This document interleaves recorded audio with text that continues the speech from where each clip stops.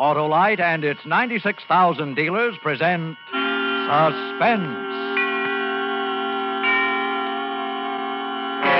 Tonight, Autolite brings you Mr. Edward G. Robinson in A Case of Nerves, a suspense play produced and edited by William Spear. Say, Hap, where'd you get that medal? Won it at the carnival last night, Harlow. Shot 10 clay pigeons out of 10. Well, that's real firing, Hap. Sure as an Autolite spark plug. Guess I qualify as an expert, eh, Wilcox? Well, Hap, the clay pigeon field is a bit limited. But take Autolite engineers. You see, they design and build Autolite spark plugs to work as a team with the coil, distributor, and all the other important parts of the ignition system. That means Autolite spark plugs are ignition engineered by experts, and they're world famous for quality and dependability. I guess that's why Autolite spark plugs are unexcelled in quick starting, smooth performance, and gas mileage. Right, and these same Autolite engineers developed the famous Autolite resistor spark plug, one of the greatest advances in spark plug design for automotive use in the past 20 years. So, friends, see your friendly Autolite spark plug dealer tomorrow. Have him replace worn-out spark plugs with ignition-engineered Autolite spark plugs. Whether you choose the resistor type or the regular type, you can't buy a better spark plug for your car because you're always right with Autolite. And now, with A Case of Nerves and the performance of Edward G. Robinson, Autolite hopes once again to keep you in suspense.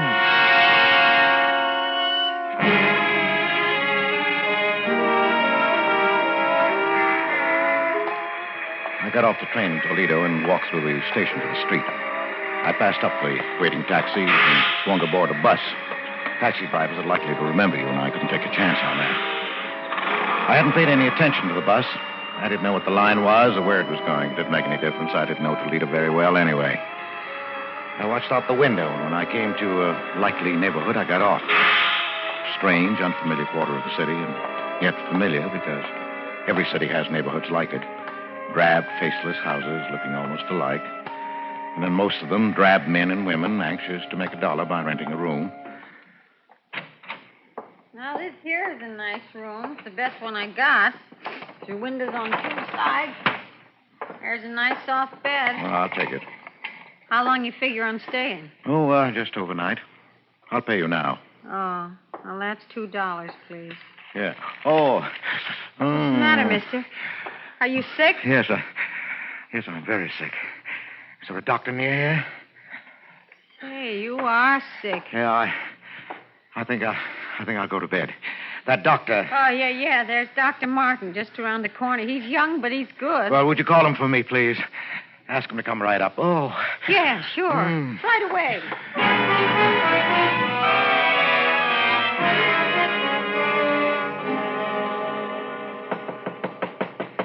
Come in. I'm Dr. Martin. You're Mr. My name is Wentworth, Doctor. James Wentworth. Oh, yes.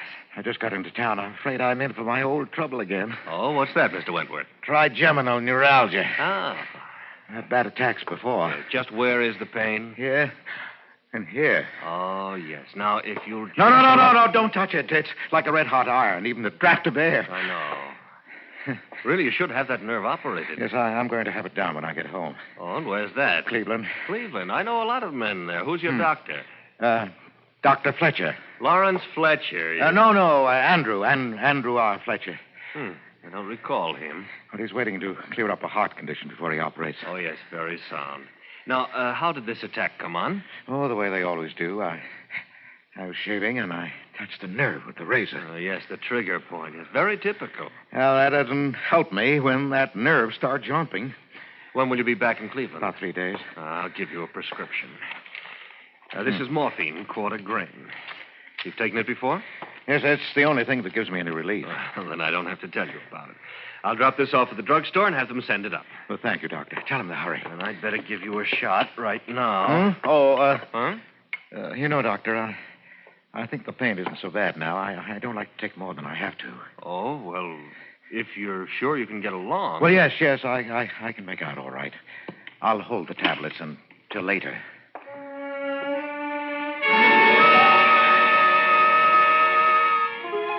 I paid Dr. Martin, young Dr. Martin of Toledo, and he left. I waited for the package to arrive from the drugstore. Then I stayed the night so the landlady wouldn't think it was peculiar. In the morning, I got on the train, went back to Cleveland, to the hospital with the little white tablets in my pocket. The little white tablets with which I would kill Louise.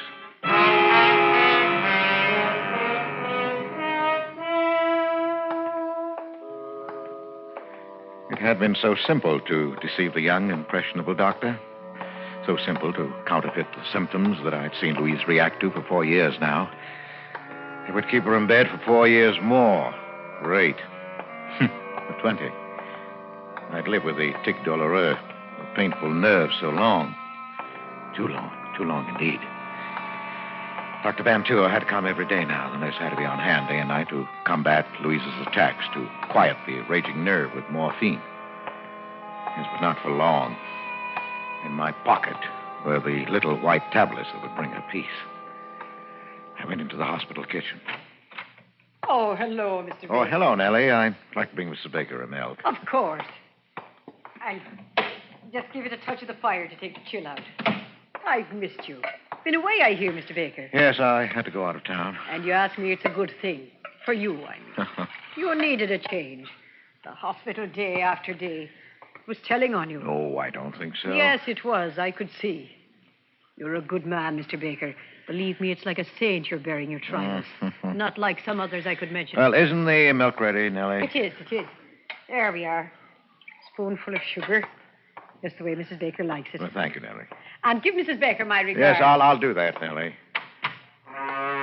Now, it was just a matter of stepping into an alcove on the way to Louise's room, dropping the white tablets into the warm milk. Sugar would mask the bitter taste. Oh, here. An ideal spot. Mr. Baker. Huh? Oh, nurse. Did I startle you? I didn't mean to. No, of course not. Oh, bringing Mrs. Baker a milk, I see. Well, I'm going up there myself. May I keep you company? Yes, of course. Nurse White walked beside me to Louise's room. The chance for the night was gone. Another night of pain for Louise. I felt the sudden anger of the nurse. And a moment later, I realized how unreasonable it was. It was hard to be angry with anyone so pert, so alive, so beautiful. Even in her severe uniform, she managed to remain feminine, provocative. There was always a flower at her shoulder. Today, it was a sprig of flowering dogwood. And her quiet, unprofessional perfume was an exciting tingle in my nostrils. And then, we were in front of Louise's door. Hello, Mrs. Baker. Look what I brought you. Albert, dear. Hello, darling. Oh, I'm so glad you're back, darling. I missed you. I missed you, too. Here's your milk. You never forget, do you, Albert? How was your day?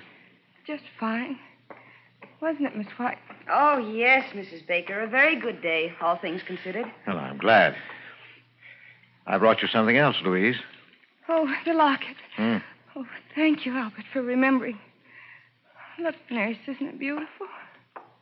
Oh, it is. It's an old piece, isn't it?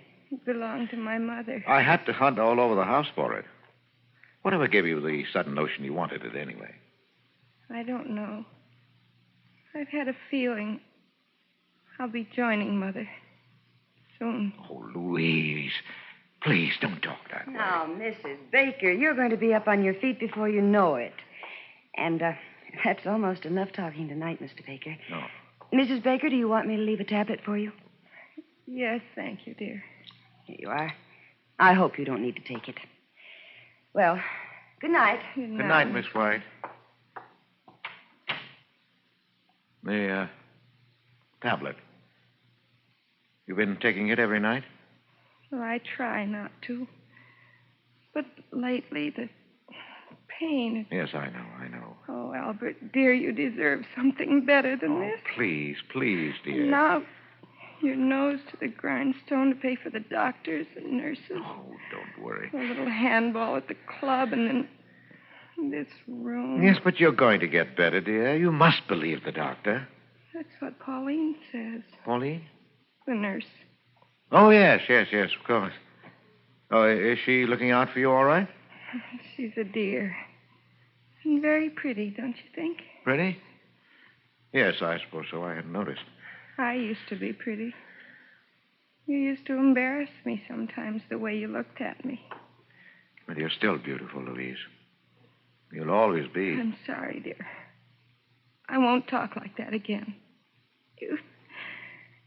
You'd better go now, Albert. I'll try to sleep. Yes. Well, good night, dear. I'll see you tomorrow.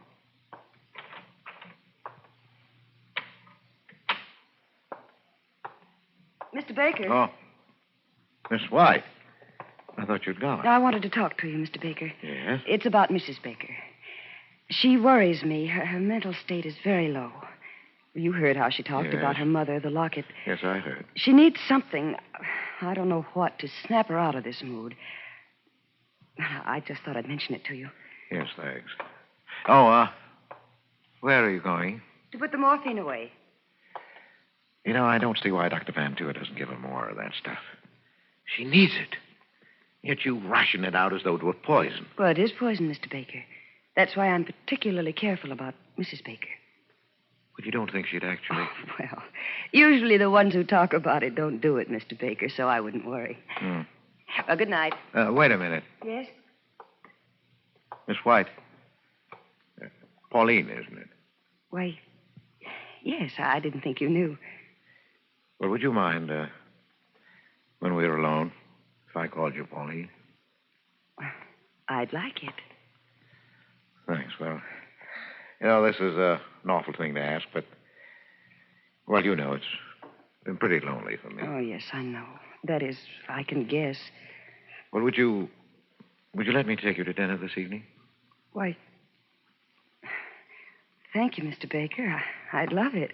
I'm off duty at 8. Well, I'll pick you up then. And, Pauline. Yes, Mr. Baker. My name's Albert. At 8, then. Albert.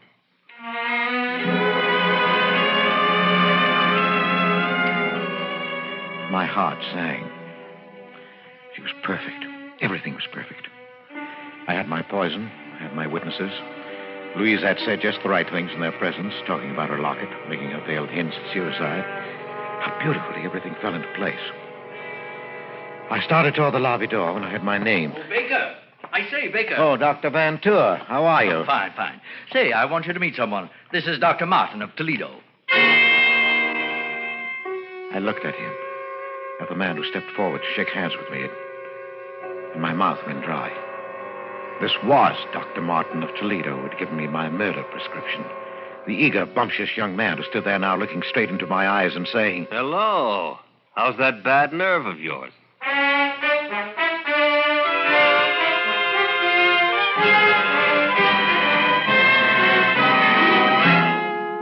Autolite is bringing you Edward G. Robinson in A Case of Nerves, tonight's production in radio's outstanding theater of thrills, Suspense.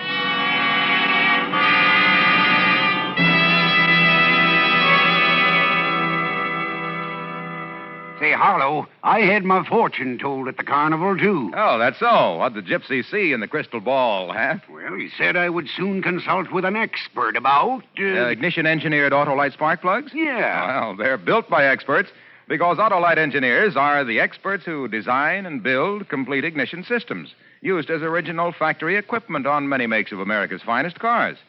So naturally, they engineer Autolite spark plugs to work as a team with the coil, distributor, and all the other important parts of the ignition system. You mean, of course, they know how to build ignition-engineered Autolite spark plugs that can't be beat for quick starting, smooth performance, and gas mileage. Precisely. And it was these same Autolite engineers who developed the famous Autolite resistor spark plug, one of the greatest advances in spark plug design for automotive use in the past 20 years. Oh, that gypsy had nothing on you, Wilcox. Well, friends, see your friendly Autolite dealer tomorrow. Have him replace worn-out spark plugs with world-famous ignition-engineered Autolite spark plugs. Whether you choose the resistor type or the regular type, you can't buy better spark plugs for your car because you're always right with Autolite. And now, Autolite brings back to our Hollywood soundstage our star, Edward G. Robinson, in A Case of Nerves, a tale well calculated to keep you in suspense. I was caught flat-footed. I couldn't answer, couldn't even turn and hide. Dr. Martin stared at me a minute, unbelievingly, and then his jaw hardened. After a long time, he put out his hand. Because there was nothing else to do, I took it. Oh, this is Mr. Baker, Doctor. It's his wife who has this trigeminal condition. His wife, eh? Well, yes, of course. You didn't think I meant Mr. Baker, did you? He's as strong as an ox. Yes, I can see that. No. I ran into Dr. Martin in the doctor's lounge, Baker. He was telling me about a case he just saw in Toledo. Was Toledo, wasn't it, Martin?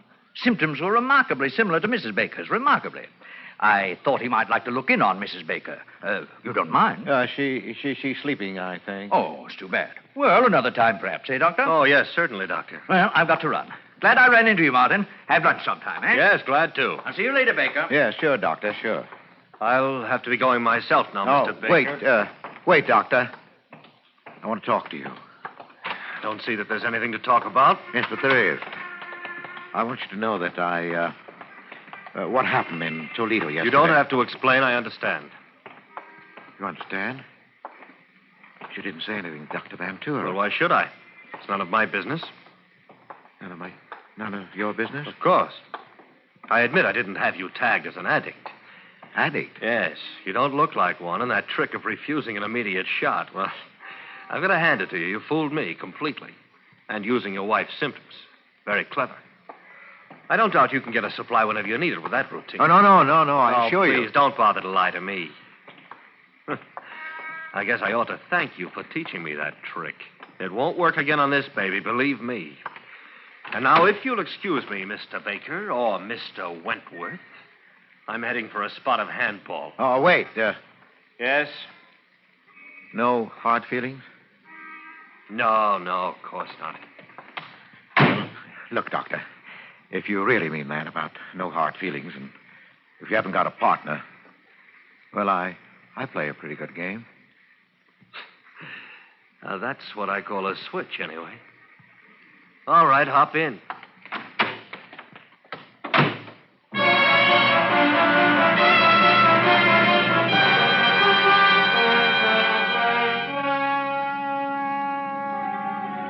An addict.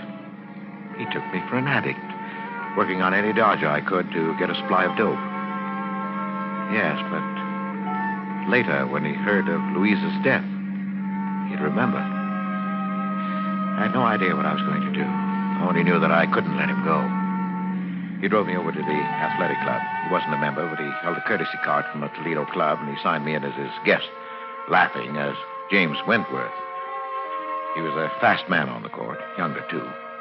I'd have had a hard time keeping up with him in any circumstances, but as it was, he beat me easily.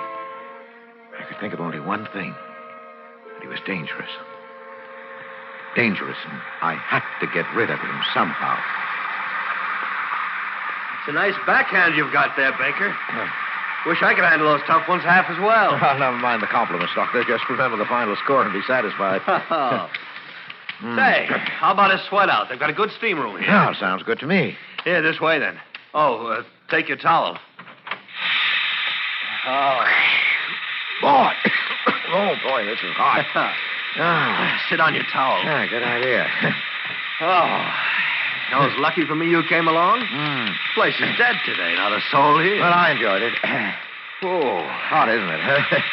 Yeah. Say, Baker, you know, I misjudged you. Sorry. Oh, that's all right. Forget it. You know, you really could do something for your trouble. Yes? We've got a sanitarium in Toledo that have been having pretty good luck with addiction lately. I scarcely heard him. I only realized that we were alone, clouded in steam, not even visible to any casually curious person looking through the glass square in the door. This was my chance. I'd never get another like it. Take nerve, of I course. picked up my towel. What are you doing? I'm sorry, Martin, but there's no other way.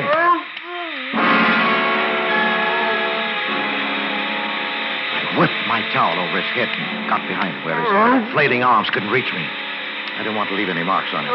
With my free hand, I covered his mouth and pinched his nostrils shut through the towel. He fought hard. But in a few minutes, he hung limp in my arms. And after a few minutes more, I knew he was dead. I left him there, hidden in the steam. In the locker room, I dressed quickly, parted my hair on the wrong side, and plastered it down in a way I'd never normally wear it. The man at the reception desk barely glanced at me as I passed him. Later, when they found Martin, they'd look for a man named Wentworth. They'd never find him because he didn't exist.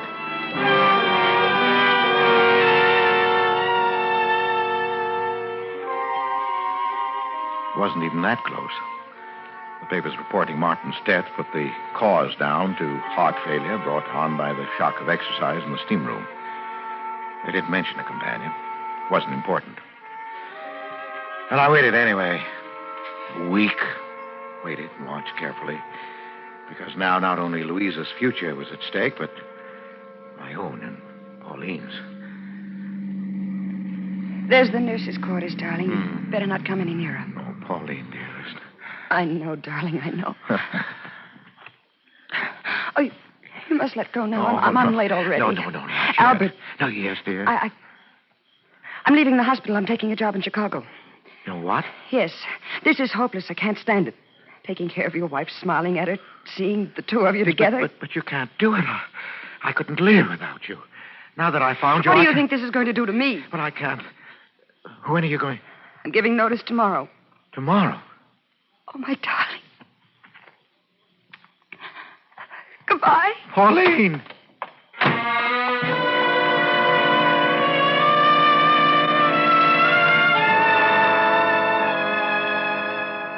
She was gone.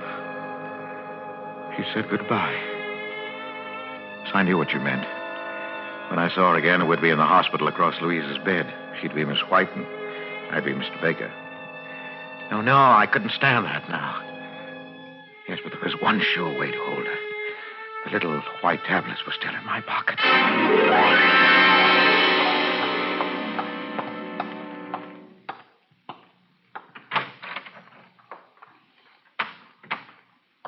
Louise? Albert, dear. I brought you your milk. Oh, thank you, dear. Hold this, will you, please? What's that? Oh, your locket.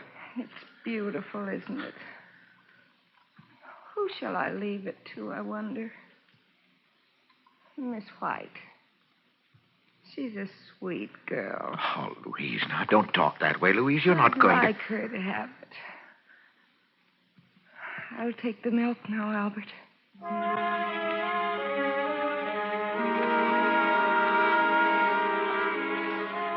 She drank it. I had to clench my jaws to keep from crying out. She smiled and held out the empty glass to me. And it was over. I went home and talked sleeplessly, waiting for the inevitable. Hello? Yes? Yes? No, I'll be right over.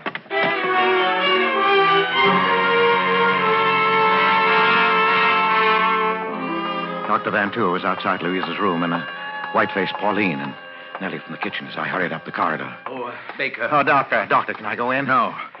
Baker, your wife is dead. What? Dead? Oh, but I don't understand. I thought she was improving, that you planned to operate. She died of an overdose of morphine. Oh. Oh, Mr. Baker, I'm terribly sorry. I am too, Mr. Baker. Yes, but how could she get it? That's what I intend to find out. She took it in this glass of milk. There are traces left. Nellie here says you brought it up to her. I didn't want to, Mr. No, that's Baker. all right, Nellie. Well, of course I took it up. I did every night. Everybody in the hospital knows that. Yes, I knew it also. Was anybody in the room when you brought it? No. Just Louise. And you saw her drink the milk? No, Doctor. She didn't drink it then, not until after I'd gone. She did that frequently. Well, that's right, Doctor. Yes, I know that, too. Only last night, before she drank it, she managed to dissolve in it a lethal dose of morphine. I've checked the hospital supply. Every tablet is accounted for. We keep a very strict count, you know. Yes, I know that. Have you anything to say, Baker? Well, I hardly know. I'm stunned.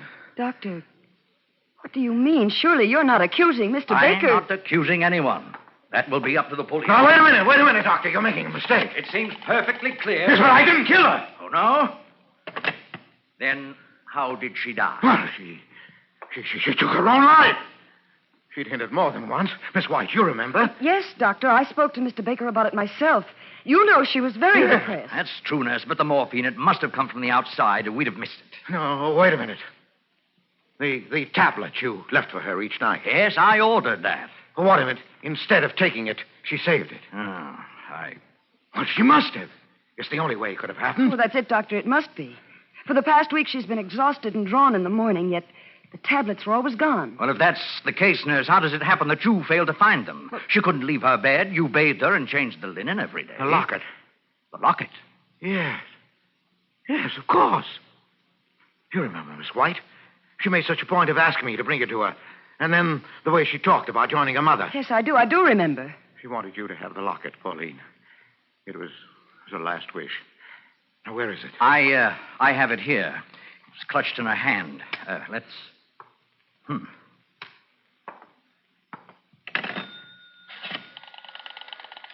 Police headquarters, please. You have to notify them? Yes, I do. Police headquarters? Give me homicide. Please. Homicide? Yes, I'll wait. Are you out of your mind? I just got through explaining everything. Yes, you explained everything, including what still puzzled me. You see, Baker, you were right about this locket. Your wife did have a reason for wanting it. Look, I'll open it. You see, it's full. 1, 2, 3, 4, 5, 6, 7 quarter-grain morphine tablets that she saved at the cost of 7 nights of agony. And she would have taken them last night. Only you beat her to it.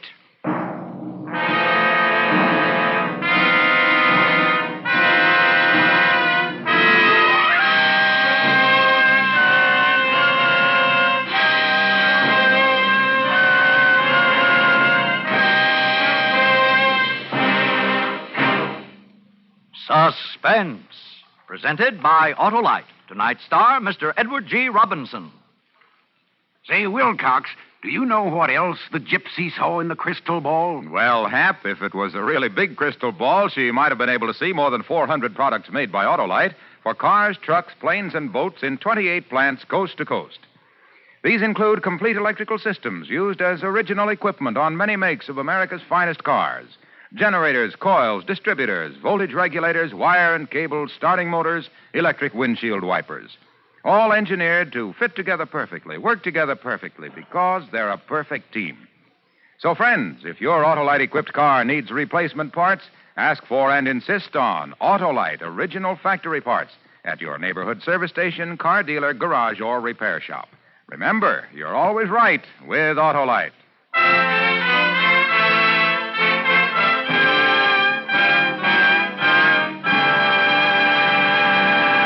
Next Thursday for Suspense, our star will be Charles Boyer. The play is called The Case of Henri Vibard. And it is, as we say, a tale well calculated to keep you in suspense.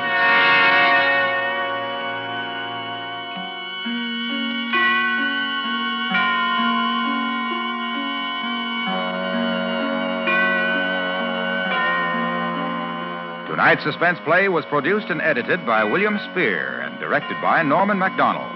Music for Suspense is composed by Lucian Moraweck and conducted by Lud Bluskin. A Case of Nerves is an original play written for radio by Lawrence Goldman. Edward G. Robinson may soon be seen in My Daughter Joy, an Alexander Korda production for London Films. In the coming weeks, you will hear such stars as Broderick Crawford, Jack Carson, and Kathy and Elliot Lewis. Don't forget, next Thursday, same time, Autolite will present Suspense, starring Charles Boyer.